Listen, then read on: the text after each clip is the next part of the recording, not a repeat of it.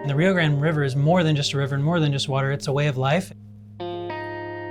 This river is a lifeblood for our community. We see ourselves as a community in the river.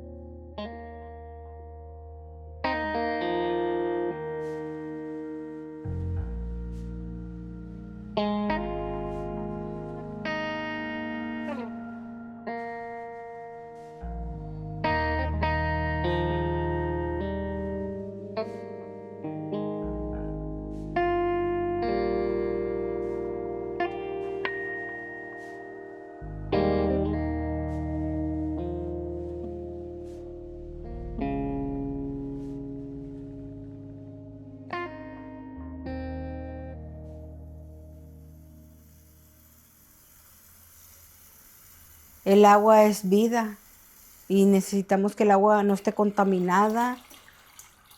Mi nombre es Rosa Sauceda y vivo aquí en Laredo por 30 años. He tenido que hervir, no sé, en mis 30 años muchas veces. Ya perdí la cuenta. Yo tengo años que no tomo agua de la llave. Cuando pongo un vaso con agua y lo checo, está muy sucia. Me enfermo del estómago cada que tomo. Y entonces, pura botella de agua, agua purificada. Estoy pagando por el agua de botellas, los paquetes de agua, $60 al mes, lo que equivale a pagar un recibo de agua. Sino que me lo descuenten de la renta porque yo estoy comprando el agua, ¿verdad? Y pues es doble gasto, como quien dice, sí.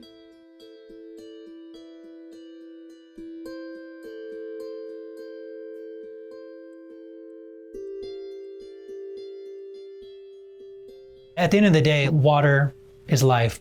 I'm Tyler King. I'm a city council member here in Laredo, Texas. Moved here in April of 2020 during the pandemic and saw up close and personal a water bill notice that we had in February of 2022, which ultimately inspired me to run for city council to make water the #1 priority in the city of Laredo.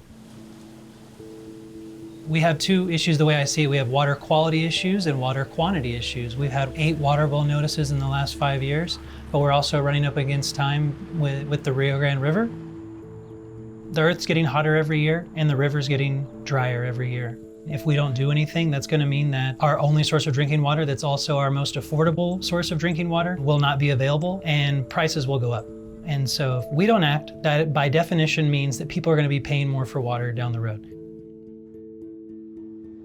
When I think about Laredo, I think about the growth. I think about Laredo being the #1 inland port in the country, but that doesn't continue without water. Jesse Herford at the North American Development Bank. The bank is an instrument of both the U.S. and Mexican federal governments, and we're here to try to help diversify and identify other water sources for communities along the river during these tough times of drought.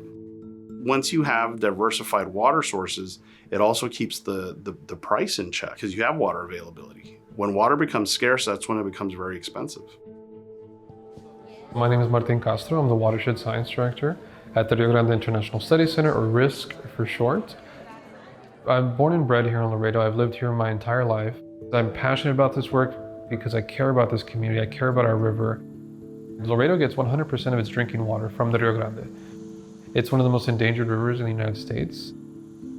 Climate change is here. It's affecting our community. It's affecting our water infrastructure system. And Laredo has to do something about it to meet those challenges.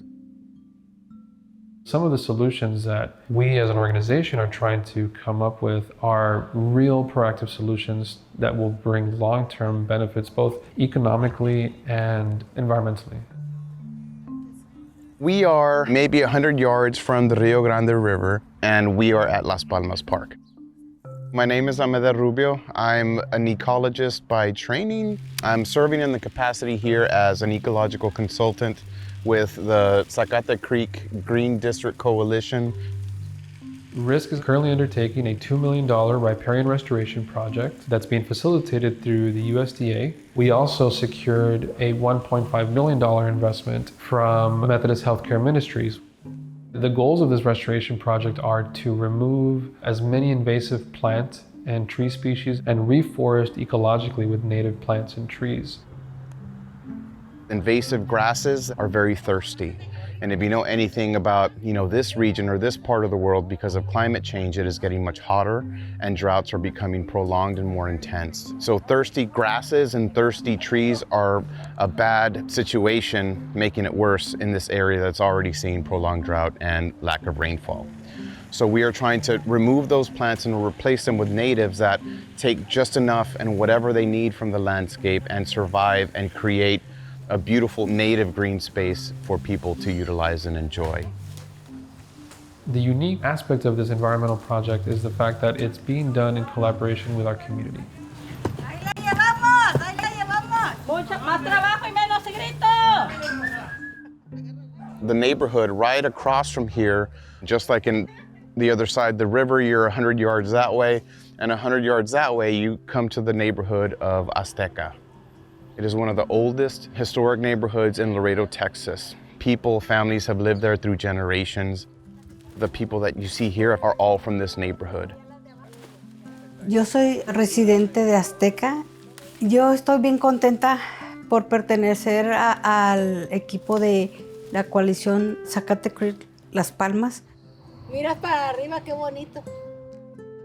Me da mucho gusto porque somos un gran equipo. La unión hace la fuerza. Ya. Y juntos estamos haciendo un mundo mejor para heredarlo a nuestros nietos, hijos, a las futuras generaciones. We know that there is success to be found in thinking outside the box and looking into innovations with water resources. You have riparian restoration work happening on the ground, and you also have potentially a wastewater reuse project. A few years ago, we developed a model for a decentralized approach to wastewater treatment in Laredo, and it's called a Community Water Energy Resource Center. We call it QUARC for short. We're undertaking a feasibility study right now in collaboration with the City of Laredo and the North American Development Bank, who's actually funding the study. The project itself could reduce demand on our river. It could reduce our water rates. It could also generate revenue for the city. It could generate a return on investment much faster than any traditional water infrastructure could. We need to be finding creative ways to reuse our effluent. Other cities across the country are doing it. In Texas, it hasn't been as common. It's been going deeper and deeper and deeper into the aquifers, and eventually, those aquifers run out. That is not a long-term sustainable solution. If Laredo can make this happen, it'll put Laredo on the map as a leader, but also it will reward our residents with more affordable water and drinking water. The key here is to prove to the community and to my fellow leaders that there are ways to invest in water infrastructure in a way that is environmentally sustainable, but also is good for our bottom line as well. I've seen success stories in Tucson, I've seen success stories in Milwaukee, I've seen success stories in Pittsburgh, in Washington, D.C. There's no reason why we believe that Laredo cannot meet its water challenges in these environmentally sustainable and climate resilient ways. It just takes, I think, the right leadership, the right minds that can be put together, and the right investment from the right sources to really solve these challenges. There has not been a single instance of any major city that I've visited where the city alone solved these water challenges on their own. Without adequate investment, ultimately cities and counties and even states are not going to be able to do enough to make a difference. And eventually, the people are the ones going to be paying more for it. We've been at the forefront of environmental challenges like climate change and also systemic neglect and underinvestment by federal and state officials and agencies that it really makes us want to do more for ourselves. We've been very lucky to be a part of the Water Equity and Climate Resilience Caucus with PolicyLink. It's really transformed the type of advocacy that we've been able to do over the last couple of years. Now we've taken our advocacy to the state, we've taken it to the highest echelons of federal government in ways that I could not have imagined.